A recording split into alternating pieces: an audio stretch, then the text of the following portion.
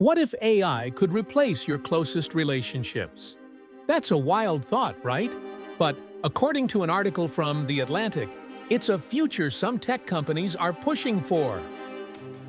Here are 3 shocking takeaways from the article. 1. AI doesn't actually think or feel. These large language models are just sophisticated programs that predict the next word based on massive amounts of data. They mimic human language, but lack true understanding. 2. Misunderstanding AI can be dangerous. The article mentions ChatGPT-induced psychosis, where some users believe their chatbot is a spiritual guide or even a god. This highlights how easily people can be misled by AI that only seems to have human-like qualities. 3.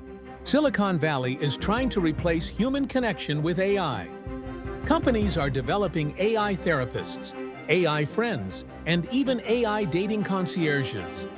The article argues that this trend, while potentially profitable, could lead to a decrease in genuine human interaction and social cohesion.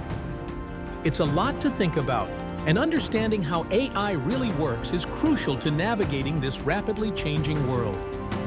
If you want to stay informed about the real impact of AI and other mind-blowing topics, make sure to subscribe to our channel. Don't miss out on future videos that break down complex issues like this one.